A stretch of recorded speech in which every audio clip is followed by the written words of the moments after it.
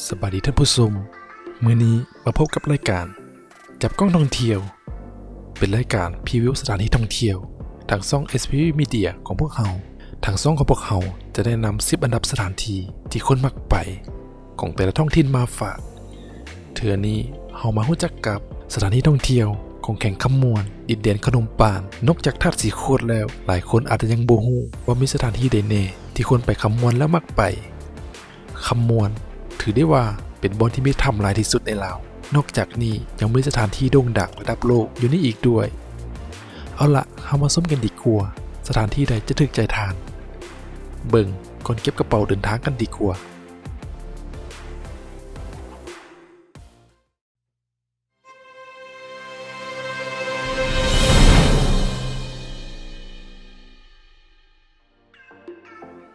อันดับที่10ห้วยน้ำใสและผากระต่ายหรือสวนน้ำยมราชห้วยน้ำใสเป็นสถานที่ท่องเที่ยวของคนท้องถิ่นมักไปที่สุดในยามพักผ่อนเป็นห้วยน้ำใสไหลลอดออกมาจากถ้ำเหมาะสำหรับไปลินไปอาบและไปพักผ่อนหย่อนใจสถานที่ดังกล่าวอยู่ใกล้กับถ้ำพระโดยมีข้อจำกัดอยู่บนว่าจะมีน้ำในช่วงฤดูฝนเท่านั้นผากระต่ายหรือสวนน้ำยมราชเป็นอีกสถานที่หนึ่งที่โด่งดังในช่วงเปิดใหม่โดยจะมีนักท่องเที่ยวทั้งคนท้องถิ่นและคนภายนอกพากันมาพักผ่อนหย่อนใจโดยจุดเด่นคือการปีนภูชมวิวในมุมสูงสำหรับคนมักหวาดเสียวและแนะนำขึ้นช่วงเช้าๆกับตอนค่ายแรงเพราะอากาศจะบ่ร้อนหลายสวนน้ำยมราชบ่ไกลจากตัวเมืองขับรถออกมาจากท่าแขกประมาณ20-30 นาทีก็ฮอดแล้ว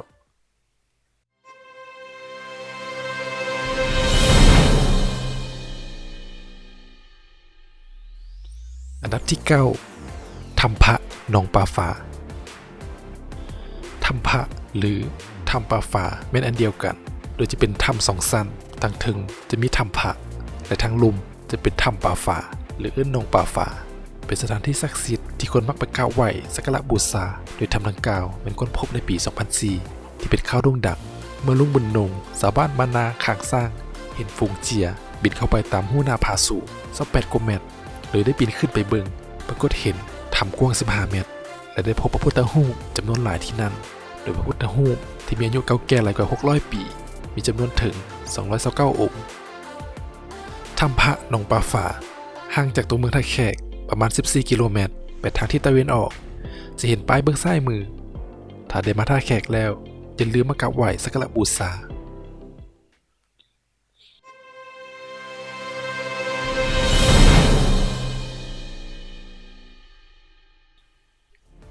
อันดับที่7ถ้ำน้ำรอดเสบังไฟถ้ำน้ำรอดเสบังไฟหรือถ้ำขุนเสเป็นถ้ำที่ถึกสำรวจใหม่บางบุรุษมานี่เป็นถ้ำน้ำรอดพืชที่ใหญ่ที่สุดในประเทศลาวและบริเวณใกล้เคียงอยู่ในบางเอกสารบอกว่าถ้ำมีความยาวถึง15 กิโลเมตรและบางเอกสารบอกว่าบ่อที่มีน้ำไหลผ่านนั้นยาวถึง 9.5 กิโลเมตรสูง56 เมตรบางบ่อสูงถึง120 เมตรกว้างถึง76 เมตรและบางบ่อกว้างฮอด200 เมตรติดหนึ่งในถ้ำน้ำรอดที่กว้างที่สุดในโลกโดยถ้ำน้ำรอดเสบังไฟตั้งอยู่บ้านหนองปีง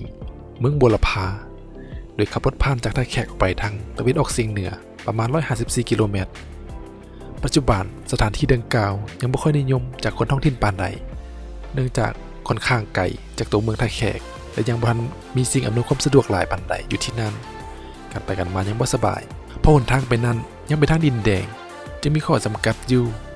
คาดว่าถ้าหากหนทางปูอย่างเป็นข้อทำดีแล้วคนจะหลั่งไหลไปหลายอย่างแน่นอน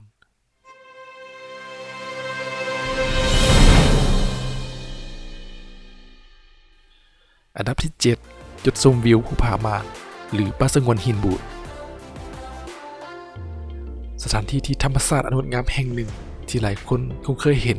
เป็นผาหินตั้งอย่างงดงามเดินกันเป็นสั้นๆเป็นเส้นทางเดียวกันกับไปลักซาวและถ้ำกองรอเดี๋ยวฮอดกลางทางจะเห็นศาลาบนชมวิวและแนมไปจะเห็นยอดปลายของภูผามานโดยสถานที่ดังกล่าวได้มีหลายคนที่กายไปจะต้องมาแวะเบิ่งและถ่ายรูปณสถานที่แห่งนี้นอกจากนี้ปัจจุบันกำลังมีการเฮ็ดบ่อนท่องเที่ยวที่ผาดังกล่าวที่จะเปิดภายในกลางเดือนธันวาคมนี้โดยมีกิจกรรมปีนภูหมุนสลิงและมีขัวอูว่าให้ได้ปีนกันสำหรับคนที่มักท้าทายรับรองว่าหวาดเสียวแน่นอน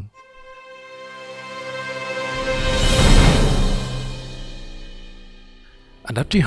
6ถ้ำนางแอ่นถ้ำนางแอ่นคืออีกหนึ่งสถานที่ที่โด่งดังประจำคำมวลเพราะว่าเป็นถ้ำที่ใหญ่มีความสูงถึง30เมตรและลึก 2.5 กิโลเมตรสามารถเลาะสมและล่องเรือได้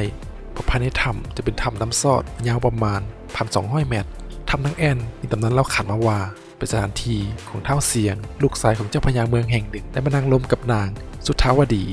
ลูกบุญธรรมของพระฤาษีองค์หนึ่งโดยทั้งสองได้มานั่งลมกันณสถานที่แห่งนี้และในถ้ำประมาณ20 ปีก่อน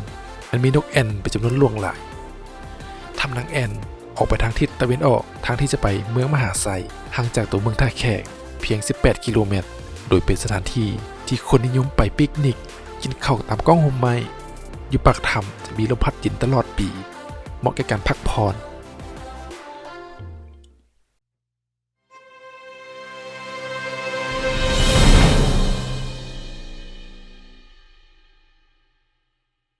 อันดับที่5ขุนกองแรงหนึ่งในสถานที่ท่องเที่ยวอันน่าอัศจรรย์ขุนกองแรงเป็นน้ำสีฟ้าใสปีหนึ่งเปลี่ยนเป็น3 สีสีฟ้าสีเขียวและสีแดงโดยมีตำนานเล่าว่าเป็นบ่อนของเมืองบางบดเมื่อก่อนทุกๆวันศิลจะมีเสียงตีกองแรงดังออกมาจากบริเวณดังกล่าวชาวบ้านจึงได้ใช้ชื่อว่าขุนกองแรงขุนกองแรงอยู่ระหว่างทางแต่3 แยกหลักซาวไปหาท่าแขกก่อนจะฮอดท่าแขก30 กิโลเมตรจะมีป้ายเข้าไปทางเมืองซ้ายมือในปัจจุบันกำลังถึกสัมปทานบูรณะเฮ็ดสถานที่ท่องเที่ยวโดยจะจัดให้มีหลายกิจกรรมเช่นพายเรือถีบรถปีนภูและจะมีรีสอร์ทห้านอาหารสวนปรึกษาคาดว่าจะเปิดภายในปี 2020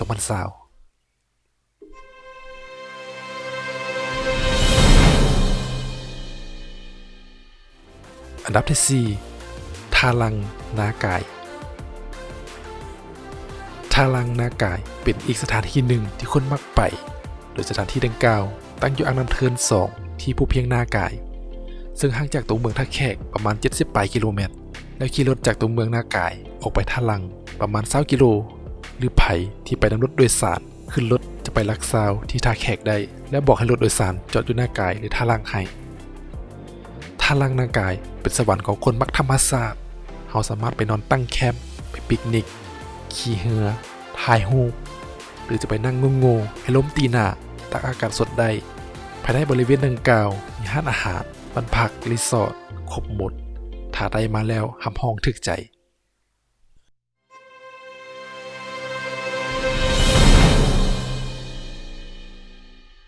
อันดับที่3ท่าฝรั่งท่าฝรั่งหรือวังสันติภาพเป็นสถานที่ยอดนิยมของคนท้องถิ่นเป็นวังน้ำที่สวยงามโดยมีน้ำสีฟ้าเมื่อก่อนสถานที่ดังกล่าวยังไม่ได้รับความนิยมปานใดแต่ปัจจุบันมีคนไปสัมปทานที่สถานที่ท่องเที่ยวและมีตู้ให้นั่งลิ้นจึงบ่แปลกใจว่าทุกๆวันเสาร์อาทิตย์คนในท้องถิ่นจะพากันหลั่งไหลมาสถานที่ดังกล่าวอย่างบ่ขาดสายโดยเฉพาะไปยามเทศกาลอาจจะซอกบ่นั่งกันบ่ได้ท่าฝรั่งตั้งอยู่บ่ไกลจากตัวเมืองขับรถออกมาจากท่าแขกมุ่งหน้าไปทางถ้ำนางแอ่นประมาณ16 กิโลเมตรใกล้ๆกับถ้ำพระอินทร์ถ้าได้ไปท่าแขกแล้วบ่ฮู้จะไปไสท่าฝรั่งเป็นอีกทางเลือกหนึ่งที่ไปแล้วบ่ผิดหวังอย่างแน่นอน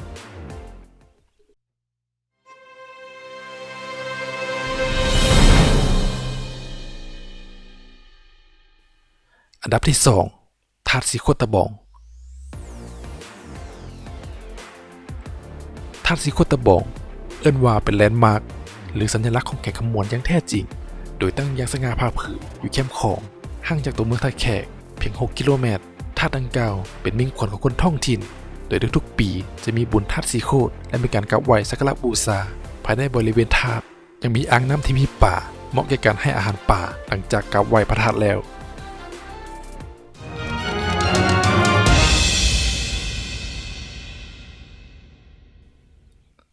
อันดับที่1ถ้ำกงลอถามว่าถึงถ้ำที่โด่งดังในประเทศลาวในสายตาแขกต่างประเทศแล้วต้องมีชื่อถ้ำกงลอติดอยู่ในนั้นอย่างแน่นอนเพราะถ้ำกงลอถือเป็นถ้ำที่มีชื่อเสียงที่สุดในประเทศลาวแห่งหนึ่งที่โด่งดังระดับโลกปัจจุบันยังมีแขกต่างประเทศและภายในพากันหลั่งไหลไปตลอดเวลาท ถ้ำกองลอเป็นถ้ำน้ำลอดพื้นขนาดยาวถึง 7.5 กิโลเมตรกว้าง 30 เมตรและสูงระหว่าง500 เมตรเหมาะแก่การขี่เรือลอดถ้ำสมหินย้อยก้อนหินต่างๆภายในถ้ำไปซอดอีกฝั่งหาซื้อเครื่องที่ระลึกและกลับมาเกลือป่าอยู่ปากถ้ำโดยยามฝนจะต้องได้ขี่เรือข้ามไปเพื่อไปขึ้นเรืออยู่ในถ้ำแต่แนะนำเป็นยามแรงที่น้ำบ่ขึ้นหลายเมื่อเวลาน้ำแห้งทางผู้สัมปทานจะเฮ็ดขวไม่ไผ่ให้ย่างข้ามถ้ำกองลอเหมาะสำหรับคนที่มักสงบต้องการพักผ่อนอย่างแท้จริงภายในหมู่บ้านกองลอกลางคืนจะเงียบสงัดถ้าคิดจะไปพักผ่อนแม้สถานที่นี้เหมาะสมที่สุดถ้ำกองลอตั้งอยู่ระหว่างบ้านนาตาและบ้านกองลอเมืองคุนคำห่างจากนครหลวงเวียงจันทร์ไปทางเลข13ใต้ประมาณ250 กิโลฮอด3 แยกหลักสาวจะเข้าไปอีกประมาณ87 กิโลทางมาทางท่าแขกประมาณ100 กิโลจะฮอด3 แยกหลักสาว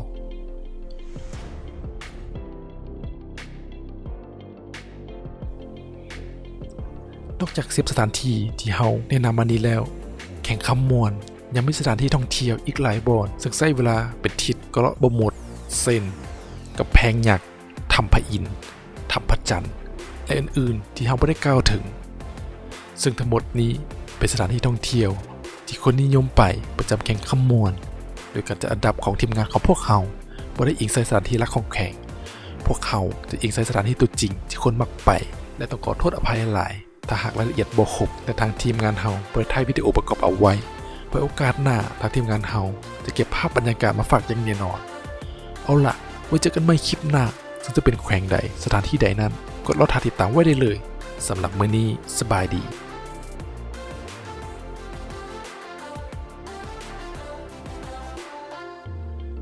อย่าลืมกดไลค์กดแชร์กด Subscribe เพื่อเป็นกำลังใจและติดตามคลิปใหม่ๆจากพวกเขาด้วย